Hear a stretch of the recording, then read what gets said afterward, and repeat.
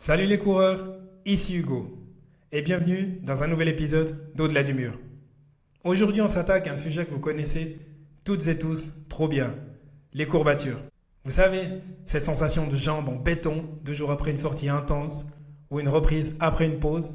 Mais et si je vous disais ces courbatures pouvaient devenir un allié pour courir plus vite et battre votre prochain record?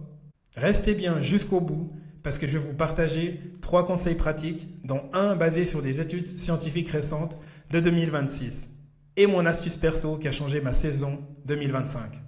Si vous aimez ce contenu concret pour progresser sans vous blesser, abonnez-vous maintenant au podcast sur votre appli favorite, Apple, Spotify ou Deezer.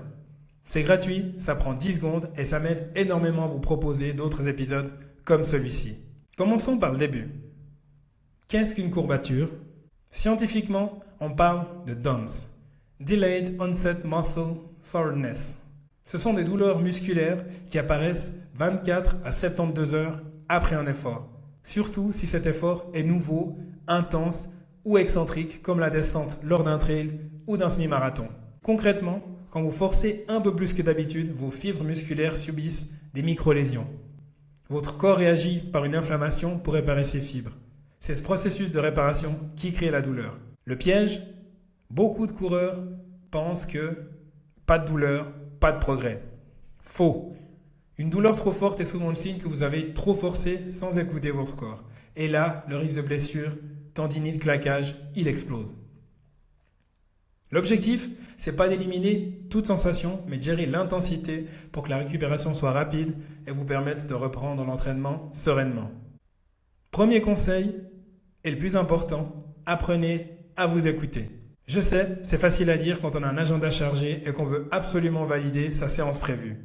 Mais ignorer une douleur vive, c'est prendre le risque de s'arrêter 3 semaines au lieu de 3 jours. Mon astuce perso, le lendemain d'une course ou d'une sortie très intense, je reste pas immobile. Au contraire, je fais une petite sortie de 30 minutes, très lente, juste pour relancer la machine. Pourquoi ? Parce que ça active la vascularisation. Le sang circule mieux, il apporte des nutriments aux muscles et il évalue les toxines plus rapidement. Chez moi, les grosses douleurs, elles arrivent toujours 48 heures après l'effort. Cette petite sortie du lendemain, elle agit comme un tampon. Elle atténue considérablement le choc du surlendemain. Une action pour vous, la prochaine fois après un effort dur, programmez cette sortie Active Recovery de 30 minutes à allure conversationnelle. Vous verrez la différence, c'est génial. Deuxième levier puissant, le renforcement musculaire spécifique. En 2025, j'ai battu tous mes records perso du 10 km au marathon. Mon secret, c'était pas de courir plus vite, mais de me renforcer mieux. Des muscles gainés, des fessiers puissants et des mollets solides absorbent mieux les chocs.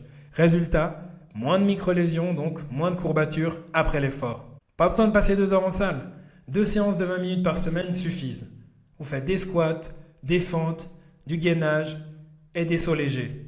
Ça prépare votre corps à l'effort excentrique de la course. C'est une assurance tout risque pour courir plus vite et plus longtemps sans casser. Troisième point, parlons solution externe. On entend tout et son contraire. J'ai passé au crible les dernières études scientifiques de début 2026 pour vous donner du fiable. Premier point, les bains froids. Une méta-analyse publiée en février 2026 confirme que l'immersion dans l'eau froide, entre 11 et 15 degrés pendant 12 à 15 minutes, réduit effectivement la douleur perçue et les marqueurs inflammatoires, comme la créatine kinase. Mais attention, l'étude précise que ça peut inhiber temporairement la puissance explosive. Donc, si vous avez une course dans les 24 heures, évitez. C'est idéal pour une récupération à J+1 ou J+2, pas juste avant une compétition. De plus, une immersion partielle jusqu'à la taille est aussi efficace qu'un bain complet.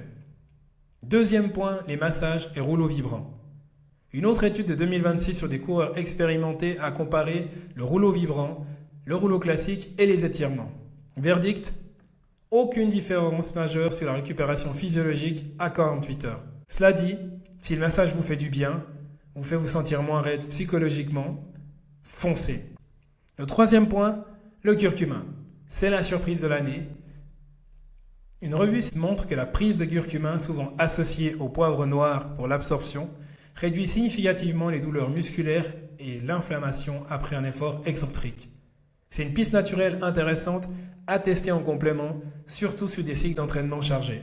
Pour résumer, les courbatures font partie du jeu du coureur, surtout quand on vise un record sur semi-marathon, comme celui de Zurich, ou sur marathon, comme sur celui de Genève. Mais elles ne doivent pas vous arrêter. 1. Écoutez-vous et faites cette sortie de 30 minutes le lendemain. 2. Renforcez-vous toute l'année pour être plus solide. 3. Utilisez la science à bon escient, le froid, curcumin, sans en attendre des miracles. Si cet épisode vous a plu, merci de lui laisser un avis 5 étoiles sur Apple Podcast ou Spotify. Ça m'aide énormément à être visible pour les algorithmes. D'ici la publication du prochain épisode, je vous souhaite une très belle après-midi, une douce nuit, une belle soirée. Je vous dis à très bientôt.